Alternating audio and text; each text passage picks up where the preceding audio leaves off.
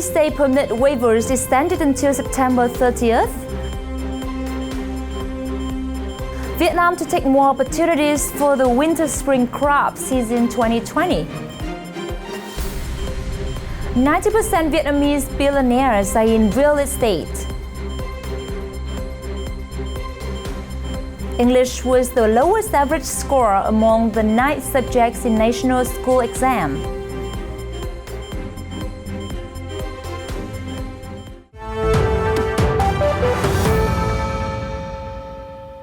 Hello there, it's Trần again. Welcome to FBNC News with latest updates from Vietnam.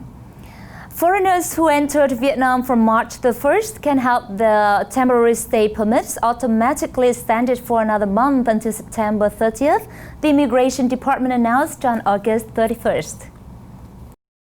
It is another one-month extension to the current policy issued in mid-May and extended twice since to support foreigners stuck in the country due to the COVID-19 pandemic.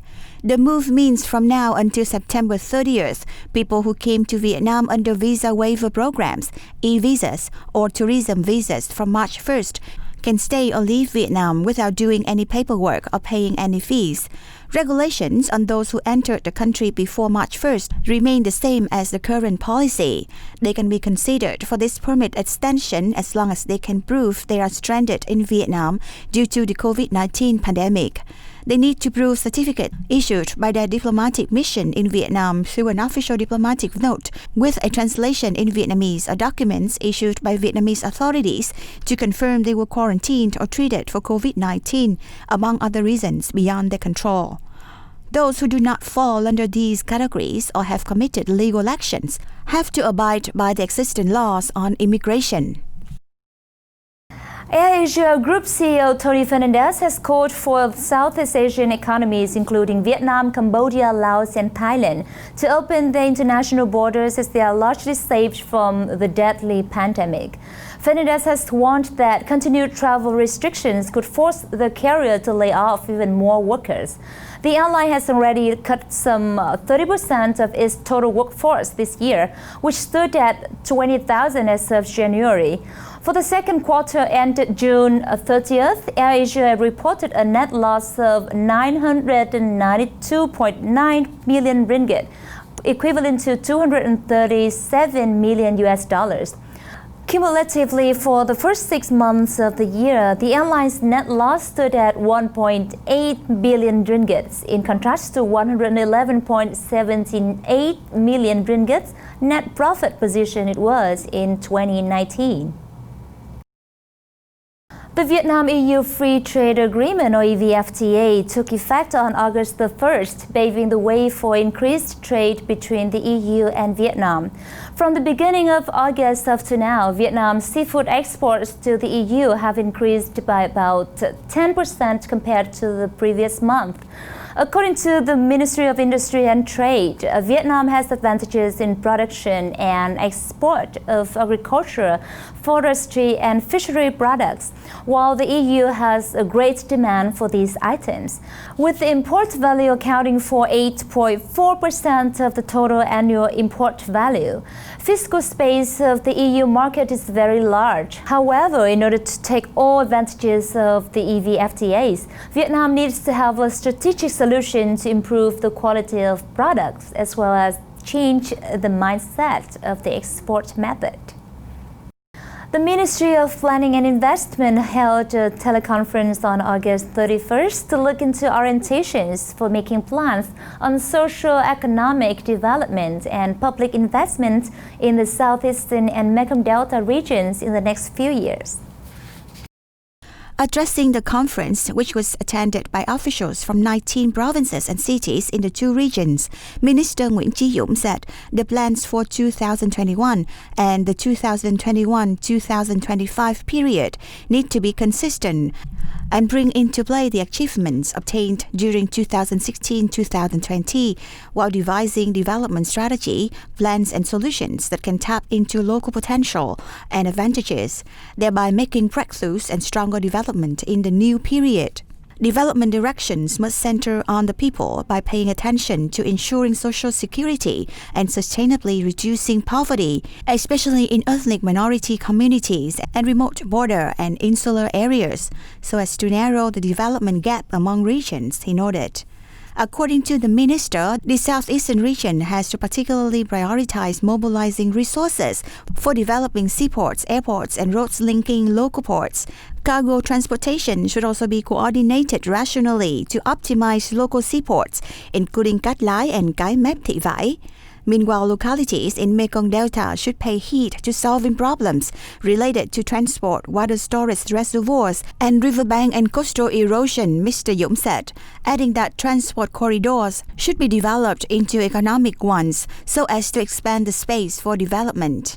The MPI expected that between 2021 and 2025, southeastern provinces and cities will garner the best possible conditions for developing the economy and making use of the switch of global investment flows, attracts large-scale and high-tech investment to form value chains, strongly develop services, and step up administrative reforms and investment business improvement. Deputy Director of Trade Remedies Authority of Vietnam, Ms. Phạm Châu Giang, said that in the chicken production industry, enterprises with large market share in Vietnam are 100% invested by foreign capital, including CP of Thailand, Jaffa of Indonesia, Everest of Malaysia, and also CJ of Korea, and Belga from Belgium. The remaining Vietnamese enterprises only have a very small market share. They are struggling when the chicken price is too low due to the competition with imported chickens. The immediate advantage is that Vietnamese consumers can buy food with affordable price. But if there are no measures to protect domestic production, when the foreign giants fully acquire the poultry market, it could threaten the survival of local enterprises. Currently, there are about 12,000 millionaires in Vietnam owning from $1 million based on public figures. According to statistics, 90% of them are directly or indirectly in real estate. In particular, 99 of the 100 richest people in Vietnam who own more than 30 million US dollars are directly related to this business. According to experts, the above figures show that domestic investors are having active activities in property market. Attracting foreign investment in the context of the COVID-19 is difficult, so the authorities should have an appropriate investment policy to attract domestic resources and develop real estate projects. Recently, the Conference on Implementing Plans for the 2020 winter-spring crop seasons in the northern provinces has just been held on August 31st by the Ministry of Agriculture and Rural Development. In this event, Minister Nguyễn Xuân Cường predicted that the current historical flood situation in China may lead to a shortage of a large variety of food, especially vegetables. This will be an opportunity for the northern provinces to promote production, namely increasing the value of crops in the winter-spring crop season of 2020. Therefore, the minister suggested that businesses to step in this plan, while the local residents to choose the crop seed varieties restructured for growing rice lands and salient drought areas to boost the quantity of winter crop season production for this year. English was yet again the subject with the lowest average score among 9 subjects in the National High School exam this year, according to the result released last week by the Ministry of Education and Training. More than 749,000 students took the English test in the first phase exam this year, with an average score of 4.58 out of 10, a slight increase compared to last year's average of 4.36. The most common score this year was 3.4. As many as 543 students, or 0.07% of candidates, scored less than 1 point.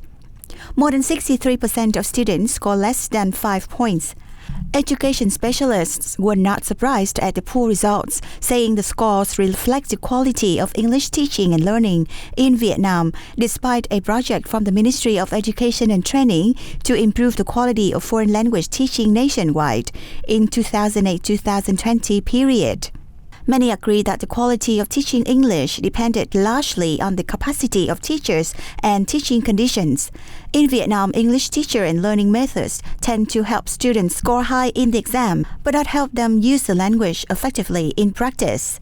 The experts also said the design of the project for teaching foreign languages in 2008-2020 period has not been relevant to teachers' capacity and students' ability. Foreign language teaching quality could not be improved in a short time, but needed changes in the primary, secondary, and high school levels. The National High School Exam is a major event in Vietnam, with its results used to determine whether a student graduates from high school and if they can enter a college or university.